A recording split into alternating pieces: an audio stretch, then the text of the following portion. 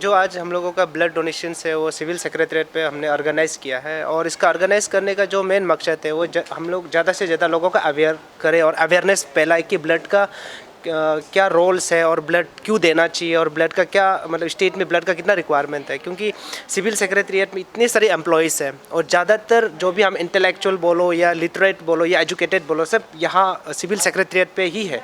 तो मैंने सोचा कि अगर सिविल सेक्रेटरीट पे अगर ज़्यादा से ज़्यादा लोगों को मोटिवेट कर सके, अवेयर कर सके, तो हमारे राज्य में जो ब्लड ईयरली 15,000 का रिक्वायरमेंट है वो ज़्यादा से ज़्यादा हम कम कर सकते हैं। तो इसी मकसद के साथ में हमने आज सिविल सेक्रेटरीट में मैंने अप्रोच रखा और लर्नेड चीफ सेक्रेटरी ने अप्रूवल दिया और आज हम लोग यहाँ में हम लोगों को कैंप करने का परमिशन मिला है। तो अभी ब्लड डोनेशन तो अभी शुरू है, अभी शाम तक हम लोग रहेगा 1-2 बजे तक, देखते हैं कितने लोग पार्टिसिपेट करते हैं।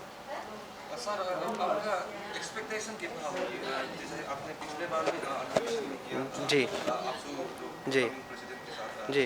उसमें कितना लोग आए थे और आज कितना आएगा?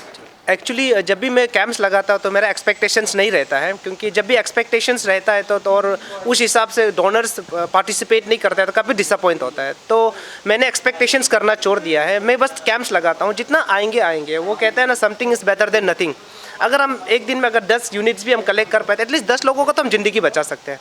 तो मेरा ये पर्पस रहता है और मेरा मेन पर्पस रहता है कि कितना हम यूनिट कलेक्शंस करता है, इससे ज़्यादा इंपॉर्टेंट है कि हम कितने लोगों को अवेयर करते हैं, कितने लोगों को मोटिवेट करते हैं। तो मेरा पर्पस है कि अवेयरनेस और मोटिवेशन, क्योंकि लोग अवेयर होगा, मोटिवेट होगा तो ही लोग ब्लड देने आगे आएगा। और जब तक अवेयर नहीं होगा, मोटिवेट नहीं होगा, आप जितने भी कैंप्स लगाओ लोग पार्टिसिपेट नहीं करेंगे। तो मेरा पर्पस रहता है कि अवेयरनेस और मोटिवेट। तो एक्सपेक्टेशन नहीं रहता है, चाहे इंडोर कैंप्स हो आउटडोर्स कैंप हो, तो इसलिए मेरा कभी एक्सपेक्टेशन नहीं रहता।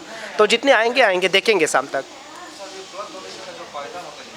जी देखिए, अब ब्लड देने से अभी साइंटिफिकली इतनी अच्छी से इसको बताया गया है कि जो रेगुलर ब्लड देंगे उनको स्ट्रोक नहीं आएगा, हार्ट अटैक नहीं होगा, कोलेस्ट्रॉल लेवल आपका नॉर्मल रहेगा, आपको स्किन में राइसेस नहीं होगा और आपको आपका जो हम लोगों का लोग में ब्लड प्रेशर बहुत हाई रह के स्ट्रोक रहता है वो नहीं होगा आपको।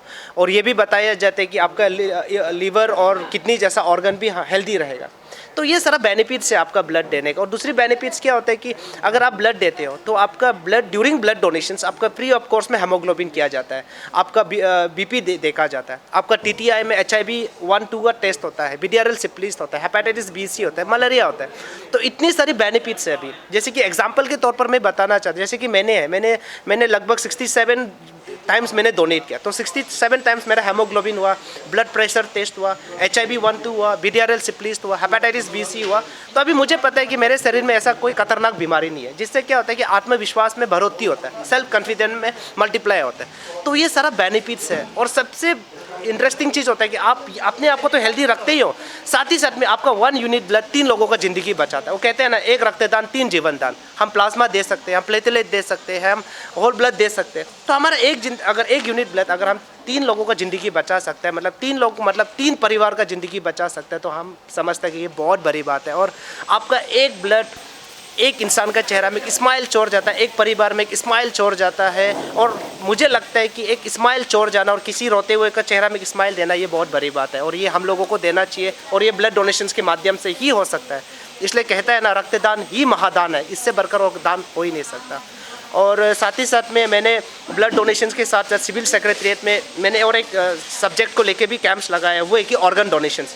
अभी आप लोगों को जानता है, अभी का आधुनिक समय में बहुत लोगों को ऑर्गन फेलियर हो रहा है, किसी का लीवर डैमेज है, किसी को किडनी का प्रॉब्लम है, किसी को हार्ट का लंग्स का प्रॉब्लम है।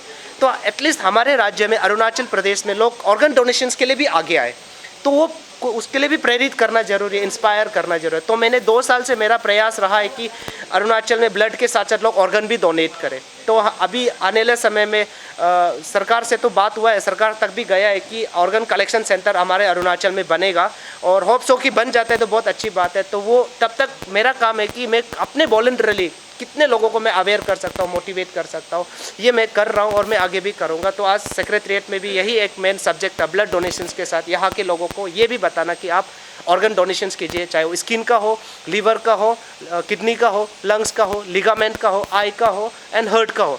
तो हम 8 ऑर्गन हम डोनेट कर सकते हैं अपने शरीर से। तो उसी पर्पज़ को लेके आज हमने ब्लड डोनेशंस के साथ साथ ऑर्गन डोनेशंस भी हमने कैंप्स लगाया है और हमारे साथ आज आरके मिशंस की टीम है। अपना नाम हमको दे रहे हैं कि आने वाले समय में हम ऑर्गन डोनेशंस करेंगे, लेकिन उसके भी एक अपने एक लीगल प्रोसीज्यूर है, उनको भी फॉलो करना होगा। अभी हमको देना है तो हम अपने से आके देगा, ऐसे नहीं हो सकता।